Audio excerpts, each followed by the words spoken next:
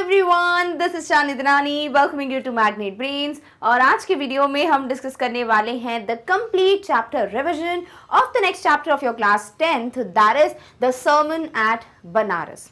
तो ये जो चैप्टर है ये आपकी फर्स्ट फ्लाइट बुक का है।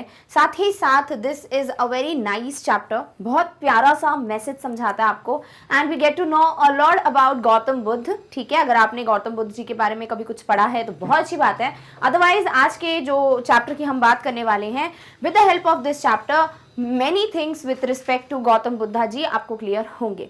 So let's begin first of all with the points. Also ये जो complete chapter revision रहने वाला है ना, इसमें हम जो important points या फिर जो chapter के points हैं उनको तो डिस्कस करेंगे ही, ताकि आपको अगर कोई डाउट है बुक से रिलेटेड दैट गेट्स क्लियर।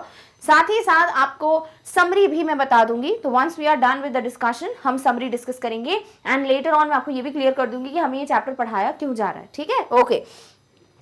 सबसे पहली बात, Gautam Buddha 563 BC to 483 BC, ये इनका टाइम पीरियड है, लाइक बॉर्न एंड डेथ। ठीक है, prince named Siddhartha Gautam in northern India. So Gautam Buddha ji जो हैं ये एक प्रिंस थे, एक राजकुमार थे और इनका नाम था सिद्धार्थ गौतम। क्या नाम था? सिद्धार्थ गौतम। एंड ये बॉर्न हुए थे नॉर्दर्न इंडिया में। तो आपको अगर क्वेश्चन आता है अबाउट दिस चैप्टर जहां आपको गौतम बुद्धा जी के बारे में बहुत सारे पॉइंटर्स लिखने हैं, for sure do not forget to mention his real name. Gautam Buddha ji का जो नाम था वो था Siddhartha Gautam.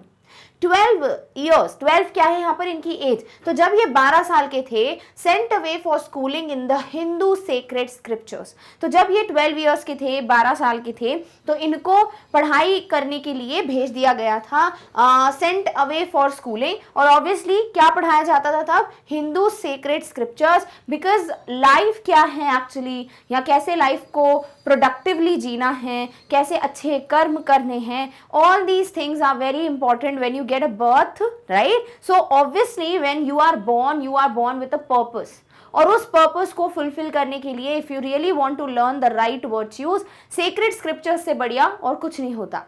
4 years later returned home to marry a princess. Now when he was of 12 years he was sent for schooling.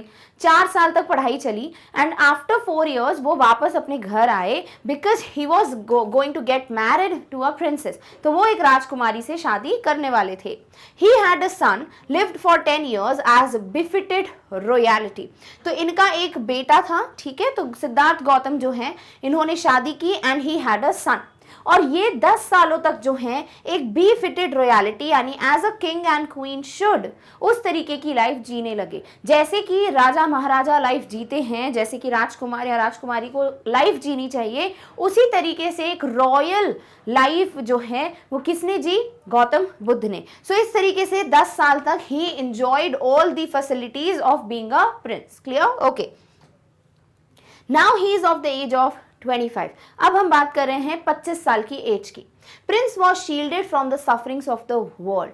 जब से इनका बर्थ हुआ है तब से लेके 25 साल की उम्र तक जो प्रिंस है हमारे सिद्धार्थ गौतम, इनको दुनिया की जितनी भी दुख तकलीफ है, जितनी भी सफरिंग्स हैं, जितनी भी परेशानियां हैं, वो पॉवर्टी हो, वो डेथ हो, वो डिसीज हो, वो कुछ भी तरीके की डिफिकल्टी हो, सैडनेस हो, ये सारी चीज़ों से प्रोटेक्ट करके रखा गया था गौतम बुद्ध या कह लीजिए सिद्धार्थ गौतम को।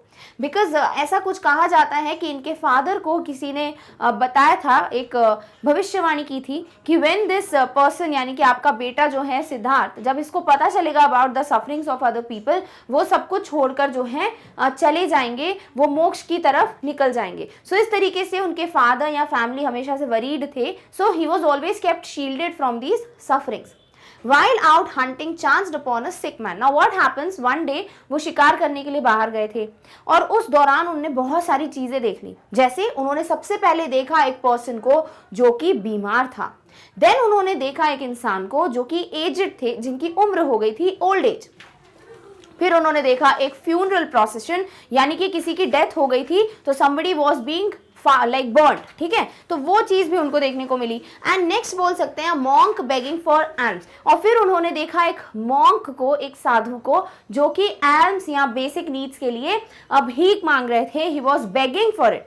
तो ये सारी चीजें उन्होंने देखी. What all he saw a person जिसकी एज हो गई थी, ठीक है, that this is the person जो कि सिक है, ठीक है, तो ये बीमार मैन देखा. फिर उन्होंने देखा क्या, किसी का फ्यूनरल प्रोसेशन हो रहा है यानी डेथ हो गई है. देन उन्होंने देखा एक पर्सन जिसकी एज हो गई है, एक एजेड मैन. एंड फाइनली उन्होंने देखा एक साधु को, एक मॉन्क को, जो कि क्या कर रहे थे, जो कि एल्म्स या बेसिक नीड्स के लिए बेग कर रहे थे. सो इस तरीके से उन्होंने जो चीजें देखी वो क्या थी, सिकनेस, ठीक है, बीमारी. देन उन्होंने देखी ओल्ड एज, फिर उन्होंने देखा डेथ के बारे में कुछ, एंड देन उन्होंने देखा पॉवर्टी से रिलेटेड कुछ. और ये सारी चीजें जो हैं ये बेसिक सफरिंग्स हैं दुनिया की, है ना. So these are the things that Siddhartha Gautam came across, and ये सब वो पहली बार देख रहे थे because he was been shielded from all this. These sights moved him, and Siddharth Gautam, when he saw all these things, he couldn't be like कि बहुत happy जैसे कि वो थे, उनको कुछ तो मतलब फील हुआ कि इतनी परेशानियां हैं दुनिया में. So he was like moved by all these things. Once went out into the world to seek enlightenment concerning the sorrows he had witnessed, and now he wanted to understand all these sufferings and sorrows of the world. तो वो अब enlightenment चाह रहे थे, वो अब इन सब से रिलेटेड विजडम या इन सब से रिलेटेड जानकारी जानना चाह रहे थे कि एग्जैक्टली ये क्या होती हैं सफरिंग्स, इनको एंड कैसे करना है, स्टफ लाइक दैट. तो इसीलिए वो निकल जाते हैं for understanding these things, and wandered for 7 years, finally sat down under a people tree, vowed to stay until enlightenment came. Now what happened, ये चले जाते हैं महल छोड़कर, और 7 सालों तक he was wandering, वो भटक रहे थे in search of कि वो कैसे इन सफरिंग्स को समझेंगे, या वो बुद्धि आएगी, या वो enlightenment मिलेगा कि सब समझ जाएगा गौतम बुद्ध को, ठीक है. सो इस तरीके से गौतम बुद्ध तो नहीं, अभी सिद्धार्थ गौतम कहना चाहिए हमको. तो सिद्धार्थ गौतम जो है फाइनली वो एक पीपल के पेड़ के नीचे बैठते हैं. कौन से पेड़ के नीचे, पीपल का पेड़. जैसे ही वो पीपल के पेड़ के नीचे बैठते हैं वो कसम खाते हैं, वो शपथ लेते हैं कि जब तक मुझे एनलाइटनमेंट नहीं मिलेगा मैं तब तक यहाँ से नहीं उठने वाला हूँ. Clear. So he finally after 7 years के बाद, after wandering for 7 years, he finally sat under a peepal tree and took a vow to get enlightenment, and then only he is going to get up from there. Clear? Okay. Enlightened after 7 days, और 7 दिनों के अंदर he got enlightened. He understood what actually these sufferings are, और जो basic knowledge है what actually life is, सब मोह माया वगैरह छोड़कर जो बेसिक पर्पस है लाइफ का, सब कुछ उनको समझ आ गया within 7 days. Renamed the tree the Bodhi tree, यानी कि ट्री ऑफ विजडम. और गौतम बुद्ध ने फिर ये जो पेड़ था पीपल का, इसका नाम चेंज कर दिया और उसको दे दिया नाम बौद्धि ट्री, यानी कि बुद्धि की, विजडम की tree. And began to teach and share his new understandings. और फिर उन्होंने जो सीखा, ऑब्वियसली अगर आपके पास नॉलेज है आप जितना शेयर करेंगे अच्छी बात है ना. तो उनको जब पता चल गया लाइफ का रियल पर्पस, तो उन्होंने चालू किया प्रवचन देना, लोगों को उपदेश देना, ठीक है, अपनी टीचिंग्स जो है वो शेयर करना. So these are the things जिनको हम कहते हैं कि एक तरीके से अच्छा कुछ सिखाना, गुड टीचिंग्स. और गुड टीचिंग्स ही होती हैं क्या, सर्मन जो हम वर्ड पढ़ रहे हैं. Clear. became known as the Buddha, that is the awakened or the enlightened, जिनके पास बुद्धि है, रियल बुद्धि होती है जब आपको लाइफ का एक्चुअल मतलब पता होता है.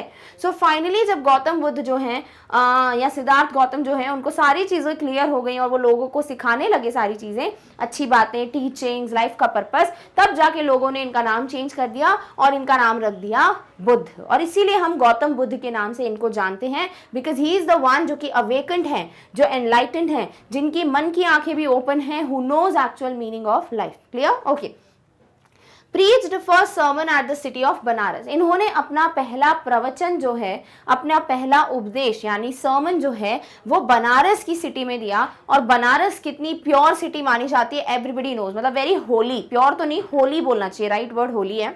So most Holi of the dipping places on river Ganges. कुछ होती है ना जगह जहां पर डुबकी मारने से कहते हैं पाप उतर जाते हैं, तो वो जाती है प्लेसेस, डिपिंग प्लेसेस. उनमें one of the most Holi places कौन सी है, बनारस. ठीक है. रिवर गंगा जो है, दिस इज द नदी देयर, और इस वजह से भी it's one of the holiest place. The sermon reflects the Buddha's wisdom about one inscrutable, that is impossible to understand और इंटरप्ट काइंड ऑफ सफरिंग. और ये जो सर्मन है, जो प्रवचन है, जो हमें पढ़ाया जा रहा है चैप्टर में, ये रिफ्लेक्ट करता है, ये बताता है गौतम बुद्ध की विजडम, उनकी समझदारी अबाउट वन इनस्क्रूटेबल, इनस्क्रूटेबल मतलब कुछ ऐसा जिसको समझना या जिसको अच्छे से एक तरीके से इंटरप्ट कर लेना बहुत डिफिकल्ट है। सो ऐसी चीज, ऐसी सफरिंग जिसे हर कोई समझ नहीं पाता, उस चीज को बहुत ही बेहतरीन तरीके से, वाइज तरीके से समझाते हैं कौन? गौतम बुद्ध इस पर्टिकुलर सर्मन में। तो यही सर्मन अब हम पढ़ने वाले। तो ये बेसिक इंट्रोडक्शन था। एक्चुअल चैप्टर अभी स्टार्ट होगा, बट ये जो है ना, ऑब्वियसली ये भी चैप्टर का पार्ट है, बट ये आपको गौतम बुद्ध से रिलेटेड सारी पॉइंट्स बताई गई हैं। अब हम बात करेंगे about the actual title of the chapter कि वो सर्मन क्या है। Done? Okay. कीसा Gautami had only son. He died. In grief carried the dead child to all the neighbors asking for medicine. The people said she has lost her senses. The boy is dead. कीसा Gautami की बात करते हैं। ये जो lady हैं इनके एक ही बेटे हैं, ठीक है। कीसा गौतमी के एक ही बेटे थे और उनके जो इकलौता बेटा है उसकी डेथ हो जाती है। अब ये चीज़ बहुत डिफिकल्ट होती है इनके लिए, obviously, because being a mother, एक चाइल्ड को खो देना ही बहुत बड़ी सफरिंग है। साथ ही साथ अगर वो इकलौता बेटा या इकलौती बेटी है तो that also makes it worse. So Kisa Gautami के इकलौते बेटे की डेथ हो जाती है। अब ये जो है बहुत ज़्यादा दुखी है कीसा गौतमी, फॉर श्योर। तो इसलिए वो क्या करती हैं, अपने बेटे को जो कि बिल्कुल अलाइव नहीं है उसको ले जाती हैं अपने पड़ोसियों के पास और हर जगह जाके बोलती हैं कि मुझे दवाई दे दो, मेरा बेटा बीमार है। एंड जो लोग हैं वो तो देख पा रहे हैं कि बच्चा तो जिंदा ही नहीं है, वो तो उसकी तो डेथ हो गई है। तो सब लोग को लगता है कि कीसा गौतमी जो है वो अपने सेंसेस में नहीं है, she has lost all her senses, क्योंकि बच्चा जो है वो तो अलाइव नहीं है and she is asking for medicine. At length, after a long time, now this is how she was going everywhere to ask for medicine. Finally, कुछ समय बाद, after a long time, कीसा Gautami met a man. वो एक इंसान से मिलती हैं, एक आदमी से मिलती हैं, जो कि कहते हैं, replied to her request, I cannot give the medicine for the child, but I know a physician who can. Go to Sakya Muni, the Buddha. अब जैसे ही ये जो मैन है, जब इनसे भी कीसा गौतमी बोलती हैं कि please give me medicine because मेरे बेटी की तबीयत ख़राब है, तो यहाँ पर जो ये पर्सन है वो बोलते हैं कि मेरे पास कोई दवाई तो नहीं है देने के लिए, बट मैं एक फिजिशियन को जानता हूँ और वो है साक्य मुनि यानी गौतम बुद्ध। तो बुद्धा से जाके बात करो, वो तुम्हें इसका कोई ना कोई उपाय बता देंगे। सो इस तरीके से एटलीस्ट कीसा गौतमी जो है उनको एक उम्मीद नज़र आती है कि शायद कुछ हो जाए। And Kisa Gautami repaired the Buddha. She cried, Lord and Master, give me the medicine that will cure my boy. और इसके बाद कीसा गौतमी, रिपेयर्ड का मतलब होता है वेंट टू। तो कीसा गौतमी गई बुद्धा के पास, गौतम बुद्ध के पास, एंड वो वहाँ रोने लगी और बोलती हैं कि लॉर्ड एंड मास्टर प्लीज मुझे मेडिसिन दे दीजिए जिससे मैं अपने बेटे को ठीक कर सकूँ। Because obviously for her child was alive, he was not dead, ठीक है। And that's why she was only asking for the medicine to cure her son, not she was not like ready to accept कि वो अब जिंदा नहीं है, ठीक है। तो वो जाती है गौतम बुद्ध के पास and she asked for the medicine to cure her boy. The Buddha said I want a handful of mustard seeds and Buddha also added the mustard seeds must be taken from a house where no one has lost a child, husband, parent of friend. अब यहाँ होता क्या है कि जो गौतम बुद्ध हैं वो बोलते हैं ठीक है, तो उनको तो पता है ना उन्हें कैसे, ऑब्वियसली देखो ऐसे डायरेक्टली किसी को समझाने से कोई समझ जाए तो बहुत कम होता है ऐसा, you have to practically prove that, right. So Gautam Buddha जो है वो कहते हैं इस लेडी को, ठीक है मेरे पास एक उपाय है, मुझे कुछ हैंडफुल ऑफ मस्टर्ड सीड्स चाहिए, सरसों के दाने चाहिए। बट अब ये लेडी को तो लगता है तो आसान है लाना, बट फिर गौतम बुद्ध बोलते हैं आगे, वो क्या बोलते हैं कि मुझे ये सरसों के दाने या मस्टर्ड सीड्स उसी घर से चाहिए जिस घर में किसी की कभी भी कोई डेथ ना हुई हो। A house where no one has ever lost a loved one, where no one has ever died, where no one has lost a child, husband, parent or friend. यानी ऐसा घर जहां आज तक किसी की डेथ ना हुई हो, मुझे ऐसे घर से मस्टर्ड सीड्स लाकर दो। Clear? Now poor कीसा Gautami, poor का मतलब यहाँ पे क्या है, बिचारी, because she is a mother and she has lost her only सन। तो उनके लिए ये सिचुएशन बहुत ज्यादा डिफिकल्ट है। एंड इफ समबडी टेल्स हर कि ऐसा ऐसा करने से उनके बेटा ठीक हो जाएगा, she would do anything for it, right. तो इसीलिए वो इस चीज को करने के लिए रेडी हो जाती हैं। And she went from house to house, वो हर घर जाती हैं। People pitied her, gave mustard seed, but when asked did a son और डॉटर, अ फादर और mother die in your family. So she went and obviously लोगों को बहुत दया आ रही थी कि बहुत गलत हुआ है and she this is how she is suffering. सब लोग तैयार तो हो जाते हैं मस्टर्ड सीड्स देने के लिए कि हाँ ठीक है ले जाओ, सरसों के दाने कौन सी बड़ी बात है देना, सो दे वर गिविंग इट। बट जब कीसा गौतमी बोलती हैं, पूछती हैं क्या आपके घर में कभी कोई किसी बेटे की या बेटी की या किसी के फादर या मदर या किसी की भी डेथ हुई है क्या फैमिली में, what would people reply? Alas, the living are few, but the dead are many. Do not remind us of our deepest grief. तो लोग क्या रिप्लाई कर रहे हैं कीसा गौतमी को कि ऑब्वियसली जितने लोग जिंदा हैं अभी, जितने लिविंग हैं वो तो बहुत ही कम है, और जिनकी डेथ हो चुकी है, जितने लोगों को हमारी पूरी लाइफ ने पूरी फैमिली ने खो दिया है वो ज़्यादा नंबर में। ऑब्वियसली जब से जनरेशन स्टार्ट हुई होगी तब से कितने लोगों की डेथ हुई होगी, राइट? तो वही चीज़ वो बोलते हैं कि ऑब्वियसली जितने लोग जिंदा हैं, जो लिविंग हैं वो तो बहुत कम हैं, और जिनकी डेथ हो गई है they are many. So please हमें हमारे सबसे ज़्यादा गहरे दुख की याद मत दिलाओ। कुछ भी हो जाए, like if you lose money, if you have lost a house, और if there was like any unfortunate incident, ये सारी चीज़ें इतनी दुखदाई नहीं होती because you can kind of overcome them. But अगर आप ये कह रहे हो कि सडनली किसी की डेथ हो जाती है, दैट इज डेफिनेटली बहुत बड़ी बात, because once the person dies you can't bring that person back. तो इसलिए वो बोलते हैं कि हमें हमारे सबसे गहरे दुख की याद मत दिलाओ। And there was no house but some beloved one had died in it, और इसीलिए कोई भी ऐसा घर नहीं था, ऑब्वियसली ऐसा कोई घर है ही नहीं जहां किसी की डेथ ना हुई हो। कीसा गौतमी बिकेम वेरी, अब कीसा गौतमी हर घर जा रही हैं to ask for mustard seeds, और इस तरीके से वो बहुत थक गई। She became very, she was tired and also she became hopeless. She had no उम्मीद, अब कोई होप ही नहीं था कीसा गौतमी के पास कि she might gate A mustard seeds from a house जहाँ किसी की डेथ ना हुई हो। सो शी डेफिनेटली न्यू कि अब कुछ नहीं हो सकता, उन्होंने अपनी सारी उम्मीदें खो दी थी। Sat down at the way side watching the lights off the city, and she sat down एक रोड के साइड पे, वे साइड पे, जहाँ पे जो पूरी सिटी की लाइट्स हैं वो दिख रही थी। As they flickered up and were extinguished again, so वो फ्लिकर कर रहे थे, बंद चालू हो रहे थे, तो कभी लाइट चल रही है, कभी बुझ जा रही है, कभी चल रही है, कभी बुझ जा रही है।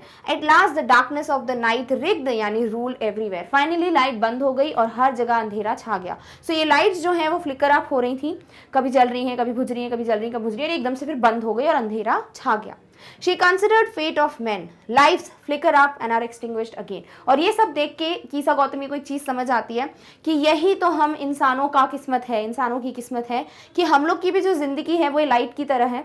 It flickers up and it extinguishes again, यानी कि एकदम से किसी का बर्थ होता है, लाइफ जीते हैं वो, बहुत सारे अप्स एंड डाउन्स आते हैं, बट फाइनली डेथ आती है और इस तरीके से वो क्या हो जाती है भाई, लाइफ चली जाती है। वैसे ही उनको समझ आता है कि भाई जिंदगी मिली है तो पर्सन विल डाई, ये तो मतलब ऐसी चीज़ है जो सर्टेन है, यू कांट बी लाइक नहीं मैं आपको मरने नहीं दे सकता and the person would not die, नहीं, everybody has to die one day. Clear? Okay.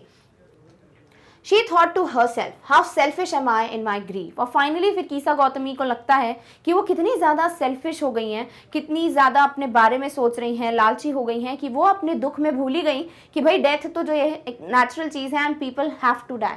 Death is common to all, एंड ऐसा नहीं है कि सिर्फ उनके बेटे की ही डेथ हुई है, death is common to everybody, everyone has to die one day.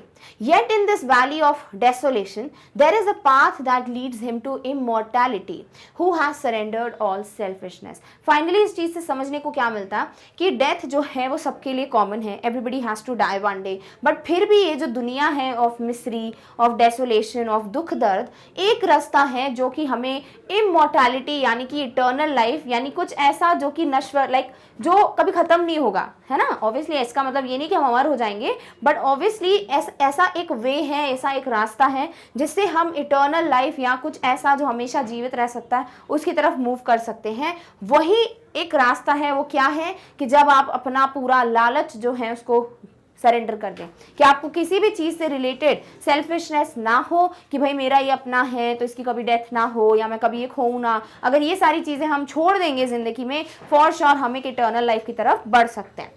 Buddha said, the life of mortals in this world is troubled and brief and combined with pain। Gautam Buddha कहते हैं जितने भी लोग हैं मॉर्टल्स, हम सब मॉर्टल हैं, यानी हम सबकी डेथ होगी कभी ना कभी, तो जो भी चीज़ें हैं जो कभी ना कभी ख़त्म होंगी, टूट जाएंगी, डैमेज हो जाएंगी, डेथ हो जाएगी, तो वो उनकी जो ज़िंदगी होती है वो बहुत ट्रबलिंग होती है, बहुत दुख दर्द होते हैं लाइफ में, बहुत ज़्यादा पेनफुल लाइफ होती है। Then next he says, for there is not any means by which those that have been born can avoid dying after reaching old age, there is death.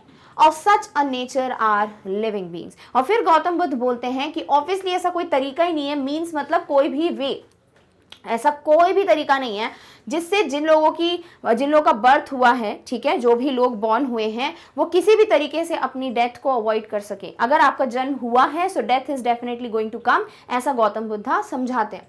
After reaching old age there is death. आपकी अगर as बढ़ती जाएगी, आप जैसे ही बुढ़े हो जाएंगे, for sure आपकी डेथ जो है कभी भी आ सकती है। Of such a nature are living beings, और यही सच्चाई है about the living things. As ripe fruits are early in danger of falling, so mortals when born are always in danger of death। और फिर बहुत ही बढ़िया एग्जाम्पल देते हैं गौतम बुद्ध कि जैसे कोई फल जो है वो पक जाता है, राइप हो जाता है, तो जो पका हुआ फल है उसी की सबसे ज्यादा चांसेस होते हैं कि वो गिरेगा पेड़ से, है ना। जो कच्चे फल होते हैं वो नहीं गिरते, पर जैसे ही फ्रूट बहुत ज्यादा राइपन होता है, पक जाता है, क्या होता है, वो गिर जाता है। उसी तरीके से अगर किसी का बर्थ हुआ है तो फॉर श्योर वो डेथ होगी ही होगी। As all earthen vessels made by the potter end in being broken, so is the life of mortals। जैसे कोई भी पॉटर जब मटके बनाता है मिट्टी के, तो फाइनली कभी ना कभी उन मटकों को टूटना तो है ही। ऐसा तो है नहीं ऐसे मटके बनेंगे जो कभी टूटेंगे ही नहीं, कभी ना कभी तो टूट जाएंगे। तो आपने उसका आपको एक जन्म दिया आपने एक मटके को, है ना, बनाया पॉटर ने, तो फाइनली वो टूटेगा भी कभी ना कभी। ऐसे अगर हमको बर्थ मिला है, हम बॉर्न हुए हैं, तो हमारी भी डेथ कभी ना कभी आएगी ही। Both young and adult, fool and wise, all fall into power of death, all are subject to death. और ऐसा नहीं है कि अगर आप बहुत अमीर हो तो आपकी डेथ नहीं होगी, या आप गरीब हो तो डेथ हो जाएगी, या आप बहुत समझदार हो तो डेथ नहीं होगी, और आप में बिल्कुल समझदारी नहीं है तो आप की डेथ जल्दी हो जाएगी। ऐसा कुछ नहीं है। कोई भी हो इस दुनिया में, वो फूल हो, वाइस हो, यंग हो, एडल्ट हो, रिच हो, पुअर हो, कोई भी हो, everybody has to fall into this, बोल सकते हो जो वे है या जो एक सब्जेक्ट है to of death. So everybody has to die. Clear? Okay. Who overcome by death depart from life। A father cannot save his son or kinsmen their relations। और अगर कोई इंसान इस चीज को एक्सेप्ट कर लेता है कि भाई डेथ तो होनी ही है, डेफिनेटली वो लोग जो हैं लाइफ को जीना सीख जाएंगे, क्योंकि कोई भी इंसान नहीं है जो किसी की डेथ को रोक सके। जैसे एक फादर या पेरेंट्स के लिए अपने बच्चे की लाइफ सबसे ज्यादा इंपॉर्टेंट होती है, तो वो कभी भी अपने बच्चों की लाइफ नहीं सेव कर पाएंगे। वैसे ही कोई भी रिलेटिव किसी भी रिलेटिव की लाइफ नहीं बचा सकता है। While relatives are looking on and lamenting, expressing sorrow deep, one by one mortals are carried off like an ox that is led to slaughter।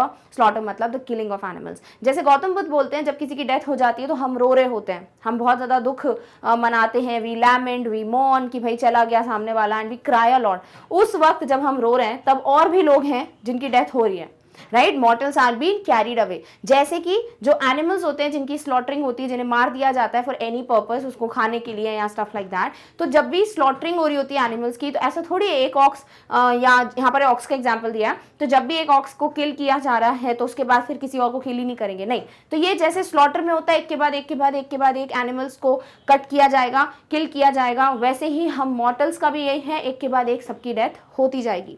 The world is afflicted with death and decay, so the wise do not grieve knowing the terms of the world. And when we know कि life में ये सब चीज़ें हैं ही, दुख दर्द है ही, पछताना है ही, या कह सकते हो कि पेनफुल चीज़ें होने ही वाली है लाइफ में, तो अगर कोई समझदार होगा तो वो पहले से इन चीज़ों को समझ जाएगा कि हाँ भाई डेथ तो आनी है, तो फिर वो बैठ के सिर्फ लैमेंट नहीं करता रहेगा, बल्कि उसको एक्सेप्ट करके बैठ जाएगा एंड अपनी लाइफ में सिर्फ अच्छी चीज़ें करेगा, सेल्फिश नहीं बनेगा। सो वाइस इंसान वही होता है दोज हु रियली नो कि death is definitely going to come, it's certain, and that's why they will not grieve about it. Clear? Okay. Next, Gautam Buddha says, from weeping, from grieving, no one will obtain peace of mind। अगर किसी की death हो जाती है, आप कुछ भी खो देते हो लाइफ में, तो रोने से या उसके लिए दुख मनाने से आपको वापस से वो चीज़ें नहीं मिलने वाली। You will never obtain a peace of mind। आपको कभी भी शांति नहीं मिलेगी दिमाग की कि आपको अच्छा लगे रोकर, right. Pain will be the greater and his and body will suffer। if you will weep, you will show your grief। उदास हो जाओगे अगर किसी की डेथ हो जाती है, डेफिनेटली आप और ज़्यादा सफ़र करेंगे, आपकी बॉडी सफ़र करेगी, आप बीमार हो जाएंगे, आपका टेंशन बढ़ जाएगा, स्ट्रेस बढ़ जाएगा। सो इस तरीके से पेन जो है वो और ज़्यादा बोल सकते हैं एग्रेवेट होता जाएगा।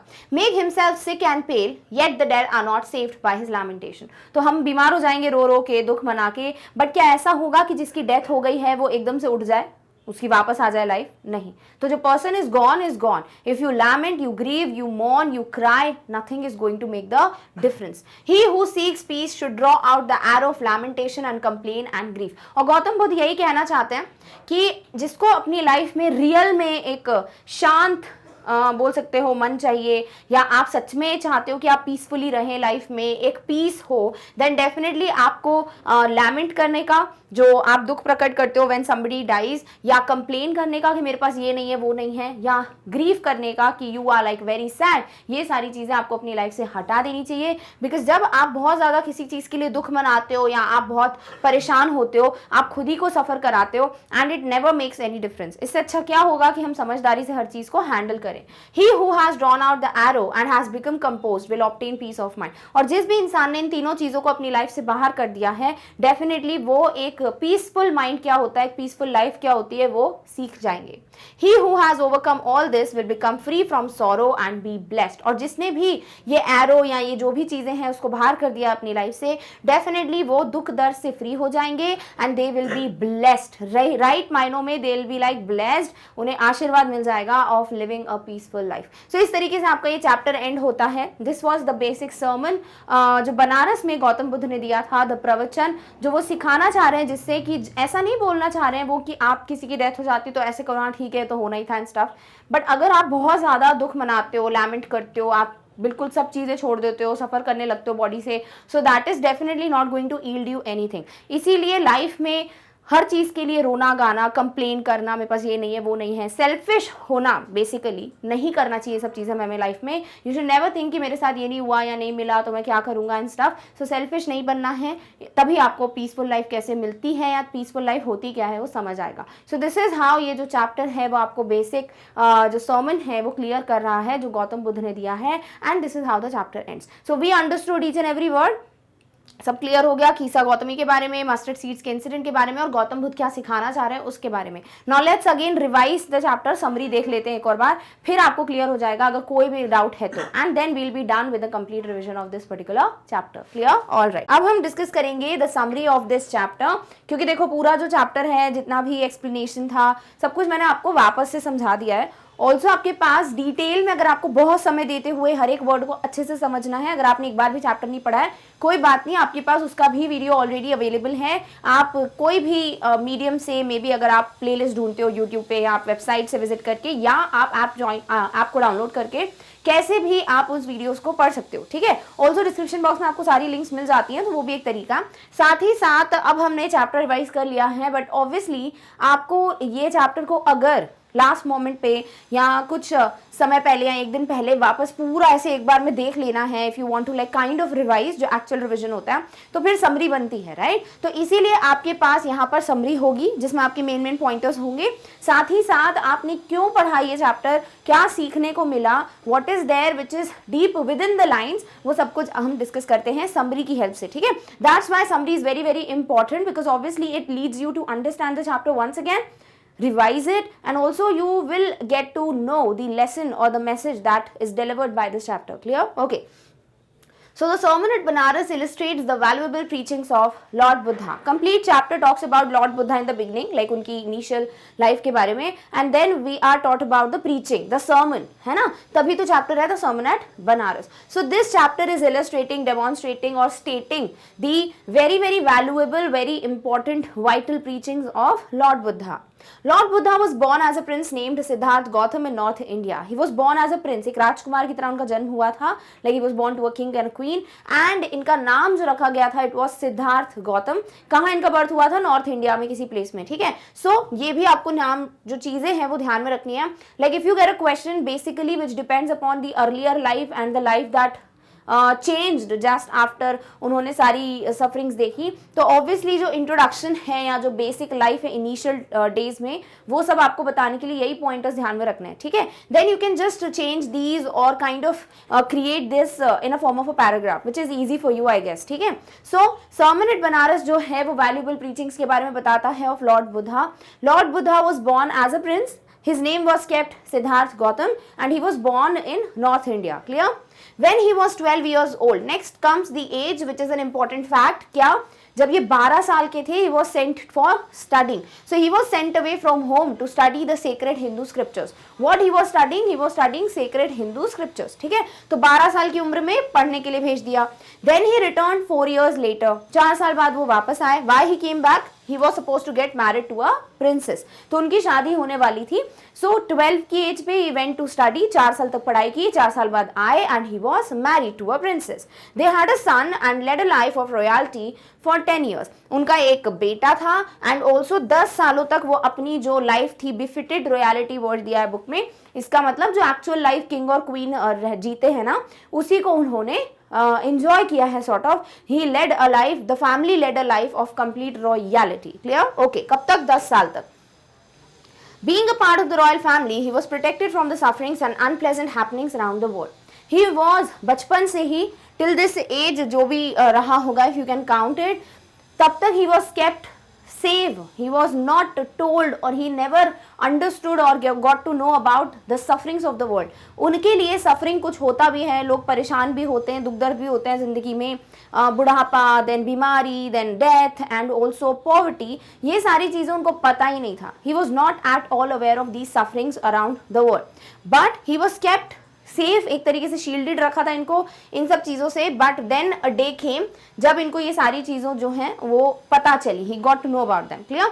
सो यहाँ तक आई होप आपको पूरा इंट्रोडक्शन क्लियर हो रहा है कि ये जो पूरा चैप्टर है वो वैल्यूएबल प्रीचिंग्स के बारे में बात कर रहा है। लॉर्ड बुद्धा का जन्म एक प्रिंस की तरह हुआ था, Siddhartha Gautam was kept his, like the name was kept Siddhartha Gautam.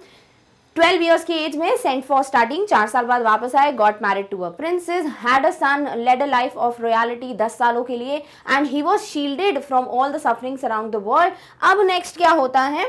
One day while he went out hunting, the prince saw an ailing man, an old man, a funeral procession and a monk begging for alms। Now what happens? एक दिन जब गौतम बुद्धा जो हैं hunting के लिए बाहर गए थे, शिकार करने गए थे, दैट टाइम उन्होंने जो मेजर सफरिंग्स होती है ना दुनिया की, वो सब देखी। ऑब्वियसली क्या क्या सफरिंग्स होती है, सबसे बड़ा अगर किसी के पास बेसिक नीड्स के लिए पैसे ना हो तो पॉवर्टी, है ना।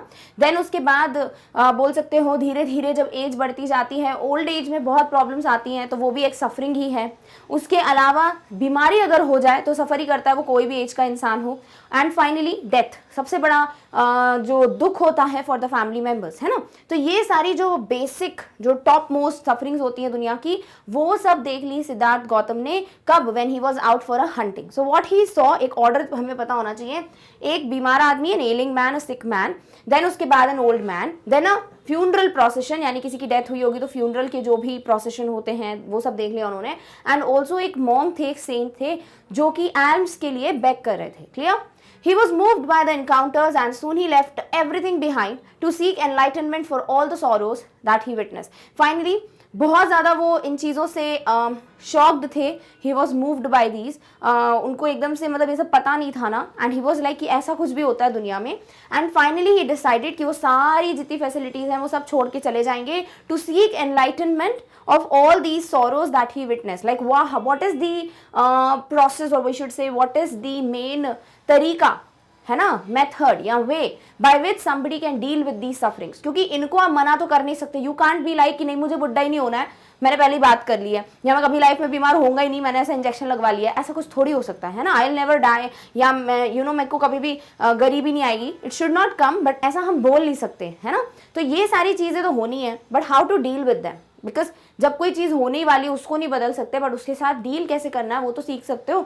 सो that is how Gautam Buddha also wanted to get enlightened with respect to these sufferings that he witnessed। He wandered for 7 years and finally sat under a peepal tree। 7 सालों तक वो भटक रहे थे, wander कर रहे थे, to understand what actually ये सब है, how to deal with them and stuff, like to get enlightened basically। Finally क्या होता है, वो एक पीपल के पेड़ के नीचे बैठ जाता है, वहाँ शपथ लेते हैं, ही टेक्स अ वाव कि जब तक मुझे एनलाइटनमेंट नहीं मिलेगा I would not get up from here, मैं यहाँ से हटूंगा ही नहीं जब तक मुझे वो क्या बोल सकते हैं एनलाइटनमेंट या वो बुद्धि ना मिल जाए, जब से मैं ये सारी चीज़ें जो बेसिक हैं उसको समझ जाऊँ। After 7 years he attend enlightenment, not 7 years, after 7 days he attend. ठीक है, तो 7 दिन बाद फाइनली इनको एनलाइटनमेंट मिल जाता है sitting under the people tree. तो मतलब ये टोटल टाइम है, 7 साल लग गए भटकते हुए, बट जब ट्री के नीचे बैठे उसके 7 दिनों बाद ही got enlighten and rename the tree as the Bodhi tree. अब बिकॉज उनको इस पीपल की जो पेड़ था, जो पीपल ट्री था, उसी के नीचे बैठ के एनलाइटनमेंट मिला, he was awaken, he was like एक बुद्धि आ गई थी, विजडम जो बोलते हैं ना।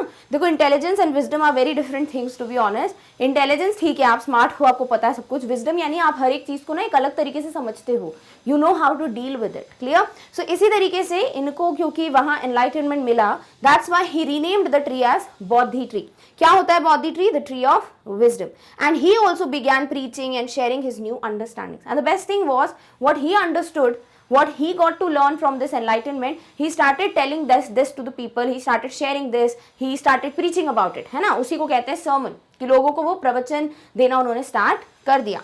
Soon he came to be known as the Buddha, that is the awakened or the enlightened. And finally from Siddharth Gautam, इनका नाम रख दिया गया गौतम बुद्धा, या जी बुद्ध जो है, बुद्धा मीन्स बुद्धि, है ना। सो ये जो है पर्सन, ये अवेकेंड है, एनलाइटेंड है, इनको सारी विजडम है, इसलिए इनका नाम जो है वो बुद्धा रख दिया गया। So you can get a lot of questions यहाँ पर, अगर आप ध्यान से देखें तो जो बेसिक पॉइंट्स हैं, you can be asked like what made Gautam Buddha to leave his life to kind of just move ahead in life without taking the facilities or enjoying the facilities he had, because he saw all these things, ठीक है। Then what he did to get enlightened, तो 7 साल भटके, then sat under a tree and took a vow and stuff। उसके बाद why he renamed the tree as Bodhi tree, why he came to be known as Buddha, after he got enlightened what did he do। तो ये सारी चीजें हैं जो आपको basically खुद ही क्वेश्चंस फॉर्म करने हैं।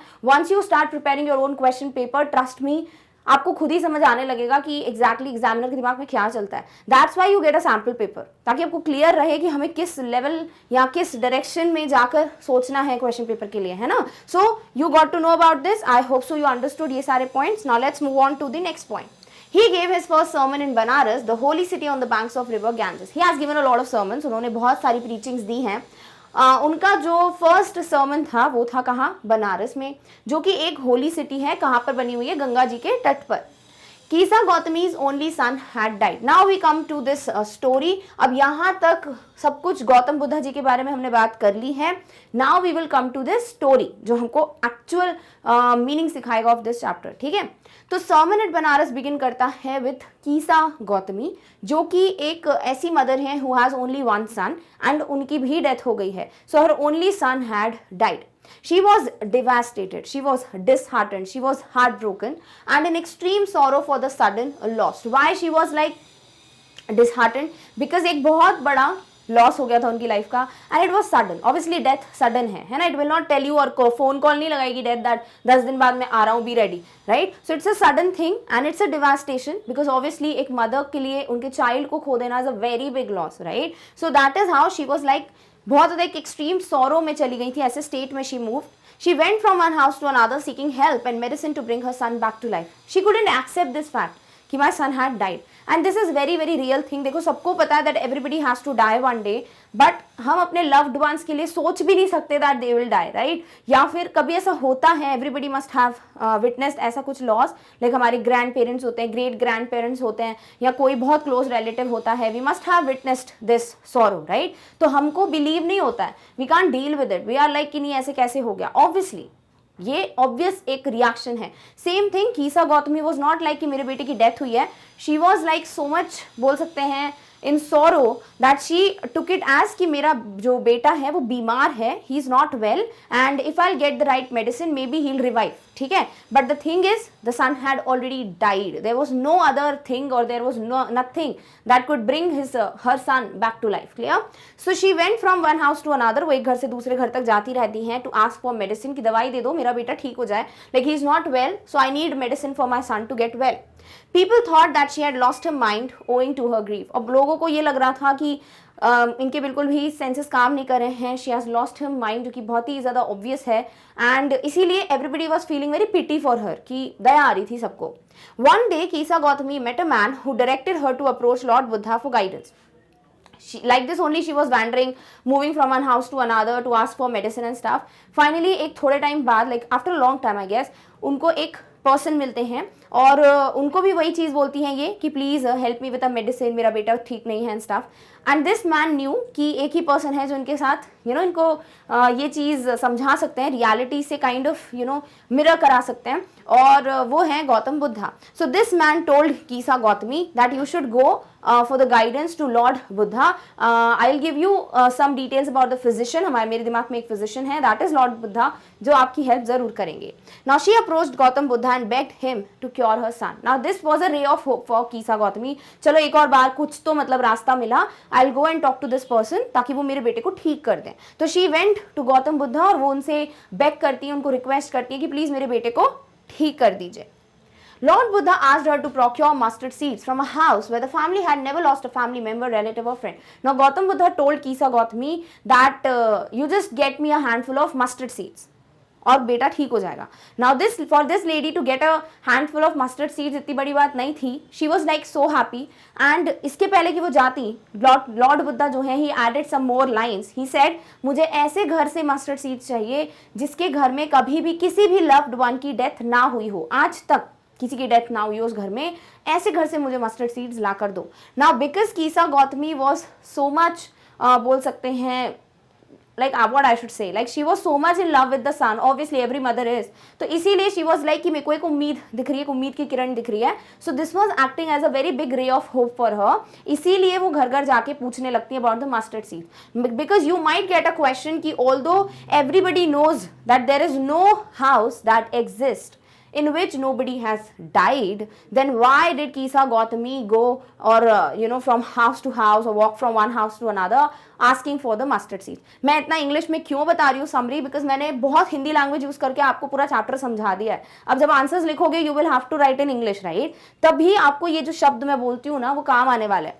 सो ट्राई टू काइंड ऑफ बोल सकती हूँ मैं कि जब एक्सप्लेनेशन देख रहे हो हिंदी में बहुत अच्छी बात है, यू विल अंडरस्टैंड, वो आपकी कंफर्ट अगर लैंग्वेज है तो। अदर देन दैट जब समरी वगैरह लिख रहे हो, try to write it in your own words, try to find a word जो बाकी वर्ड्स को रिप्लेस कर सकता है। फॉर एग्जाम्पल अगर मैं यहाँ लिखूँ कि कीसा गौतमी जो है वो चली गई, she was very happy, she went from home to home, ठीक है, और एक लाइन में लिखूं कि Kisa Gautami found this as a ray of hope and she was so much elated that she went from one house to another. कौन सी language ज्यादा अच्छी लग रही है? The second one, right? Both are in the same language, मतलब एक जो लेवल ऑफ वर्ड्स है दैट इज द सेकंड वाला। इसीलिए मैं बोलती हूँ कि जब कभी कोई चैप्टर पढ़ते हो ना, ट्राई टू राइट अपने खुद ही के शब्दों में एक summary, obviously in Hindi English language, what I am saying in English language, and try to use जितने अच्छे वर्ड यूज कर सकते हो, बिकॉज दैट इज समथिंग जो आप अपने आंसर्स में भी लिखोगे, करेक्ट? सो फाइनली क्या होता है, कीसा गौतमी को एक रे ऑफ होप दिखता है, एक आशा की किरण दिखती है, that she might get her son back to normal life.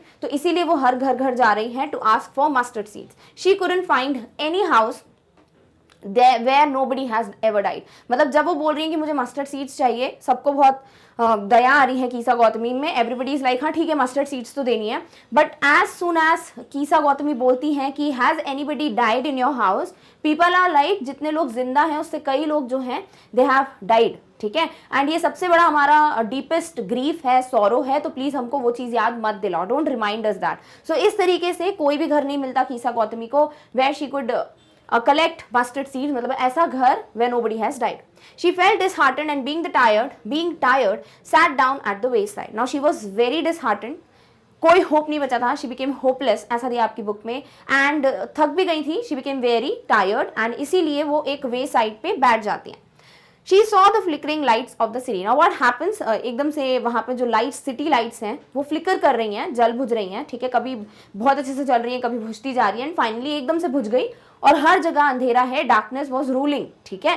So इस तरीके से she understood what from this, कि जैसे जो लाइट्स हैं देवर लाइक बिल्कुल लाइट हो रही थी एंड फाइनली फ्लिकर हो रही थी, बंद होने लगी एंड फाइनली बंद हो गई। उसी तरीके से when we are born, obviously हम अपनी लाइफ जिएंगे, दैट इज लाइट्स ऑन है, but one day would come when lights would go off, यानी कि हमारी डेथ हो जाएगी। So that is how she understood कि ये रियलिटी है of life and I need to accept it. To her notice the flickering lights finally extinguished and spread the darkness everywhere. The same way her son had died and it just brought like the end of life, right? तो darkness आ गई. So that is how वो उससे link करके समझ पाई हैं.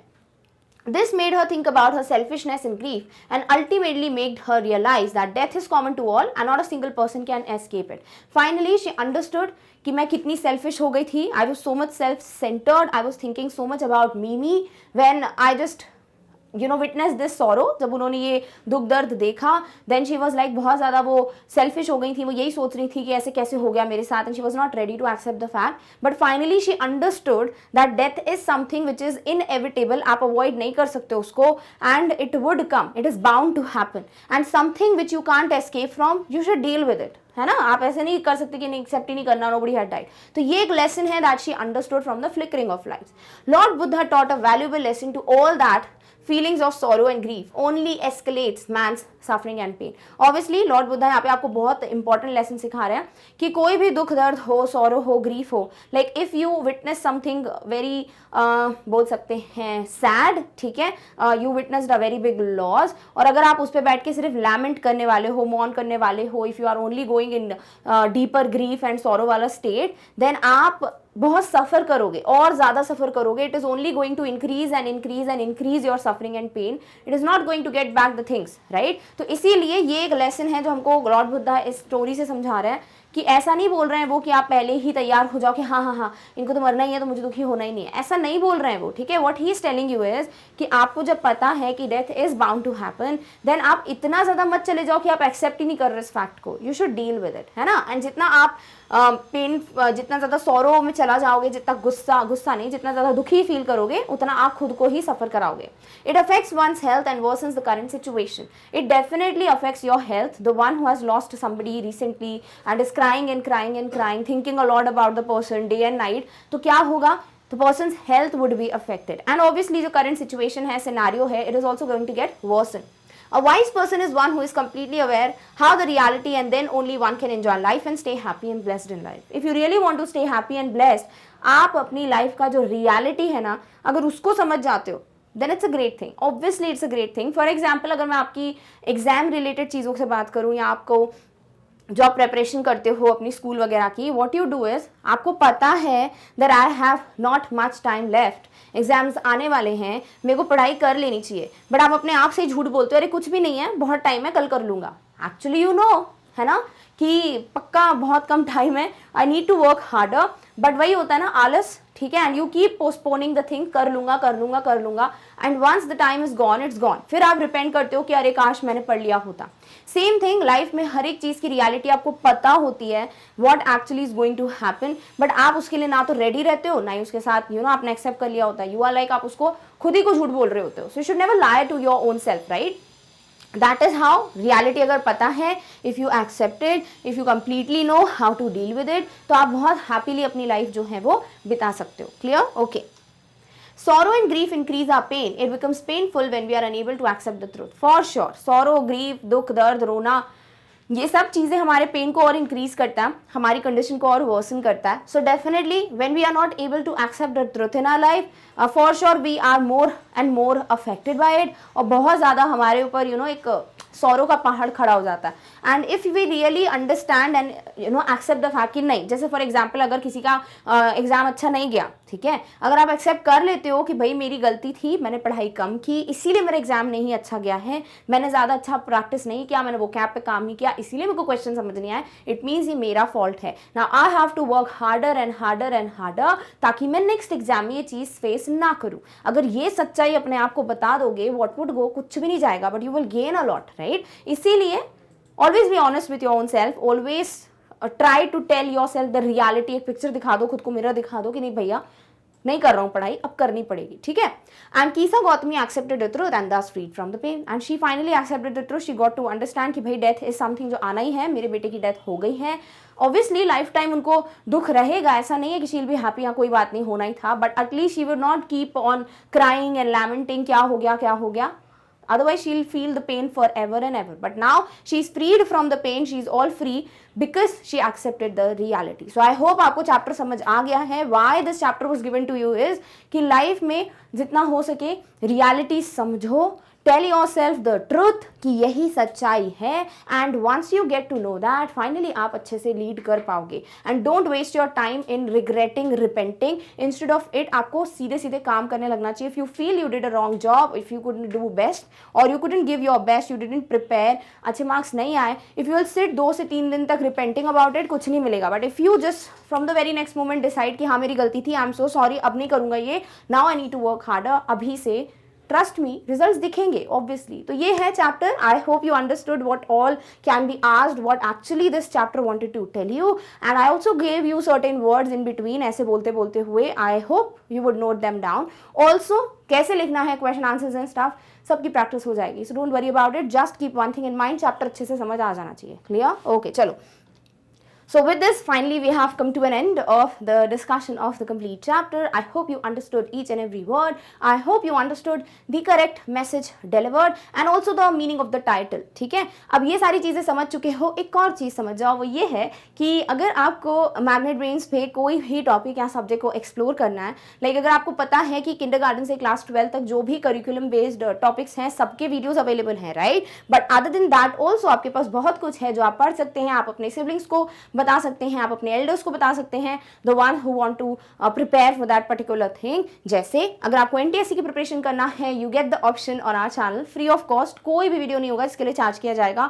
सब कुछ बहुत अच्छे से पढ़ाया जा रहा है. You have the sheets being practice, you have the concepts and stuff like that. Also olympiad की प्रिपरेशन करनी है, visit the channel, you have all the videos. Also अगर आपको कुछ एक्स्ट्रा पढ़ना है, like you want to polish your art and skills की, you know art and craft की skills, if you want to learn कुछ मोटिवेशन टाइप के facts, if you really want to know self development कैसे करें, personality कैसे develop करें, and also you want to know more and more about the facts related with reasoning और mathematics और science, you have so many things that are present on the channel. And if you really want to take the advantage of it, for sure आपको website को visit करना चाहिए, because you get to explore all these options in a very nice way from this particular source. आपको क्या करना है, you have to go to the Google, type magnetbrains.com, जो कि वेबसाइट का नाम है. Once you open the website, you can see this page being displayed over your screen.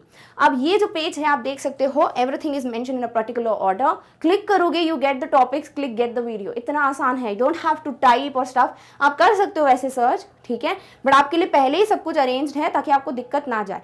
For example आप पढ़ना चाहते हैं one shot revision, because right now हम वही डिस्कस करें.